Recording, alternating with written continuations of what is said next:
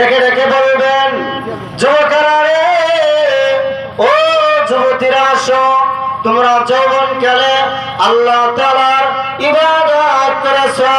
আল্লাহর নবী, বিশ্ব নবী সাল্লাল্লাহু আলাইহি ওয়াসাল্লাম হাদিসের মধ্যে ইরশাদ করেন, আন আবি হুরায়রা আনিন নবী সাল্লাল্লাহু আলাইহি ওয়াসাল্লাম قال سبعة يظلهم الله في ظله يوم لا ظل إلا ظله الإمام العادل وشاب نشأ في عبادة ربه ورجل دعته امرأة ذات منصب وجمال فقال إني أخاف الله ورجل تصدق بصدقة فأخفاها حتى لا تعلم يمينه।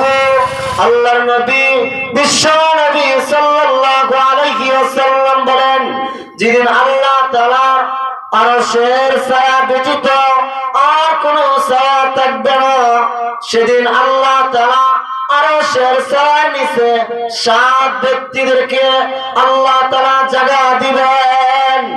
নম্বর 1 নেফরের শাসক।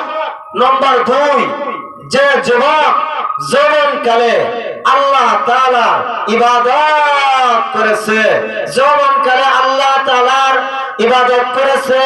নম্বর 3 যার অন্তর সর্বদা মসজিদের সঙ্গে লটকে থাকে। নম্বর 4 দুই ব্যক্তি একে অপরকে ভালোবাসে একমাত্র আল্লাহ তাআলার জন্য। নম্বর 5 কোন নারী যদি থাকে জিনার জন্য আহ্বান করে আর সে বলতে থাকে আমি আল্লাহ তাআলাকে ভয় করি। নম্বর 6 যে যুবক দান করে, গোপনে দান করে, ডান হাতে কি দান করেছে বাম হাতে জানে না। নম্বর 7 যে একা একা আল্লাহ তাআলার জিকির করে, জিকির করতে করতে তার চোখ দিয়ে নগর বের হয়ে আসে। প্রথম প্রকারের লোক হলো যারা ওই পৃথিবীর বুকে রাজত্ব পাওয়ার পর ইনসাফের সাথে রাজত্ব করেছে। খোলাফায়ে রাশিদিন থেকে নিয়ে তাবেঈন, তবে তাবেঈন, এভাবে নুরউদ্দিন জঙ্গলি ওলি বুজুর্গ যারা ছিলেন তারাই সবাই এই দলের অন্তর্ভুক্ত ছিলেন। ভাইরা আমার, ইবনে রজব হাম্বলি রাহমাতুল্লাহ আলাইহি যিনি হাফেজের হাদিস ছিলেন, তিনি বলেন ওই হাদিস কেবল শাসকদের জন্য নয়, দেশের শাসকরা তো এই হাদিস মেনে চলবে।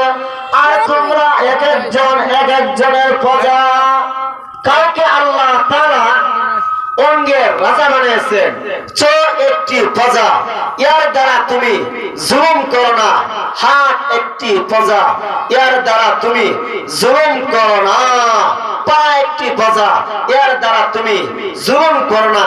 এইভাবে যদি তুমি ইনসাফের সাথে আসতে পারো, কাউকে আল্লাহ তাআলা দেশের রাজা বানিয়েছেন, কাউকে থানা, কাউকে উপজেলা রাজা বানিয়েছেন, আবার কাউকে 3.5 হাত গটির রাজত্ব দিয়েছেন। তুমি এর ভিতরে ইনসাফের সঙ্গে প্রতিষ্ঠিত করো। এরূপ যদি কেউ ইনসাফ করে চলতে পারে, আল্লাহ তাআলা আরশের ছায়ার নিচে ছায়া দান করবেন, যেদিন তার ছায়া ব্যতীত কোনো ছায়া থাকবে না। যেদিন আল্লাহ তাআলা কিয়ামতের দিন কার রূপ ধারণ করে তিনি কিছু মানুষের উপর দয়ার নজর ফেলবেন। যেদিন আল্লাহ তাআলা বিচার কার্যালয় শুরু করবেন, বিচার দিনের মালিক আহকামুল হাকিমিন। আল্লাহু আকবার।